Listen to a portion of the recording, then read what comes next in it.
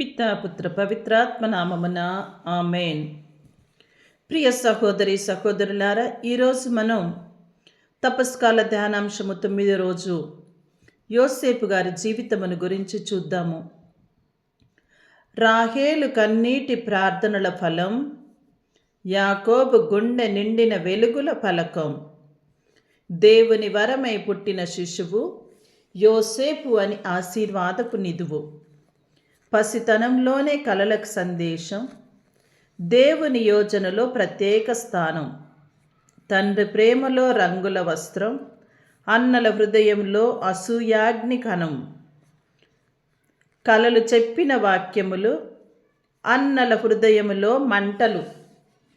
ప్రేమ వస్త్రము రక్తమై మారి గుంటలో పడిన యవన జ్యోతి.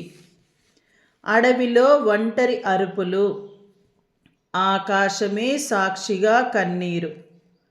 అన్నల చేతి నుండి వ్యాపారుల దారి, బానిస బాట పట్టిన యువకుడు మన యోసేపు గారు. ఈజిప్టు నేలలో పరదేశి జీవితం, పోతీఫర్ ఇంటిలో సేవక స్థానం. చుట్టూ చీకటి కుట్రల గాలి, హృదయంలో మాత్రం దేవుని జ్యోతి. అబద్ధ ఆరోపణల సంఖ్యలతో చెరసాలలో బంధించబడి, కాని సంఖ్యలు ఆత్మను బంధించలేవు. విశ్వాస గీతమై నిశ్శబ్దమై వినిపించెను. మరి మన యోసేపు గారు చెరసాలలో చీకటి కలల ప్రకాశం ఎలా ఉందో చూద్దాము. ఖైదీల కలలో దివ్యార్థం, దేవుని వాక్యమే వెలుగొందెను. మరచిన ప్రపంచంలోనూ దేవుడు మాత్రం మరువలేదు. సమయం రాగా ఫరో కలలు, అర్థం లేని ఆందోళన రాత్రి. యోసేపు వాక్యమై దేవుని జ్ఞానం, సింహాసనానికి చేరిన మార్గం. మరి యోసేపు గారి అధికారం వినయ గుణం గురించి చూద్దాము. బానిస నుంచి ప్రధానాధికారి, దేవుని కృపతో ఎదిగిన జీవితం. ధాన్యపు గోదాముల సంరక్షకుడు, దుర్భిక్షంలో ప్రజల రక్షకుడు. అధికారంలో అహంకారం లేదు, గతాన్ని మరచిన ప్రతీకారం లేదు.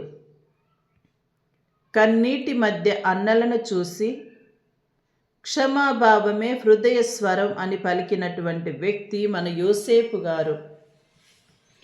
క్షమా ప్రేమ యొక్క శిఖరం యోసేపు. మీరు చెడును ఉద్దేశించిన దేవుడు మేలును ఉద్దేశించాడు. అన్నల ముందు నిలిచిన వాక్యం దివ్యక్షమకు జీవసాక్ష్యం.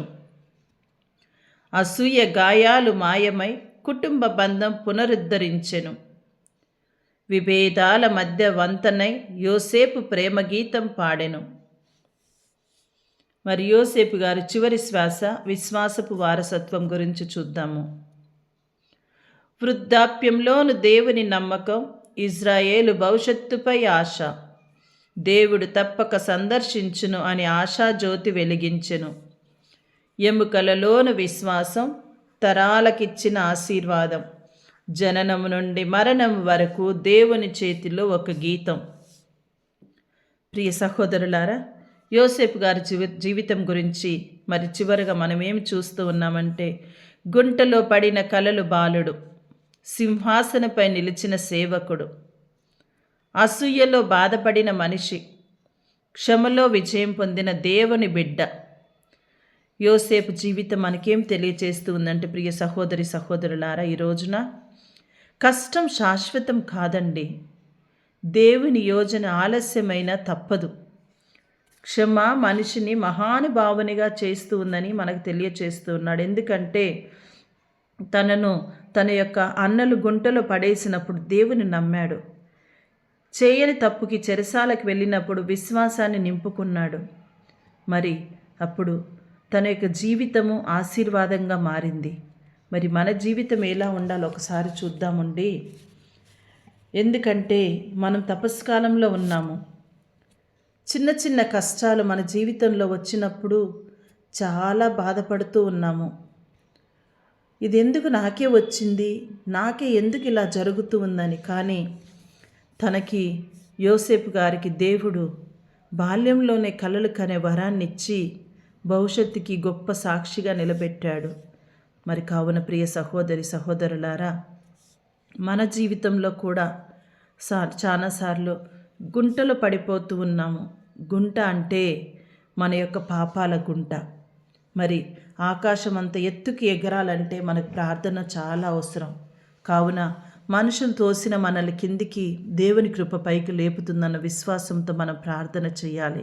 ఇంకా కొన్నిసార్లు అబద్ధపు ఆరోపణలు మన మీదికి వచ్చిన నిష్కలంకంగా మనం ఉండాలనుకుంటే, మన హృదయానికి గాయమైనప్పటికీ మనం ప్రభు యొక్క ఆత్మతో వెలగాలంటే ప్రతిరోజు ప్రార్థన చేయాలి, విశ్వాసంతో ప్రార్థన చేయాలి. కాబట్టి ప్రియ సహోదరి సహోదరులారా, ఈ తపస్కాలంలో ఉన్నటువంటి మనము 7 సంవత్సరాల సమృద్ధికి సరిపడా తన యొక్క తమ్ముడు అన్నలకు ఏ విధంగానైతే ధాన్యాన్ని ఇచ్చాడో, మరి 7 సంవత్సరాల కరువును తీసివేశాడో, మన జీవితంలో ఉన్నటువంటి ఈ యొక్క కరువు అనేటువంటి మరి ప్రార్థన లేకపోయిన తనాన్ని తీసివేయమని దేవుని ప్రార్థిస్తూ, మనలో ఉన్నటువంటి ప్రతీకార భావాన్ని తీసివేసి క్షమతో నింపమని ప్రార్థన చేసుకుందాము ఈ యొక్క యోసేపు ద్వారా. ఆమేన్.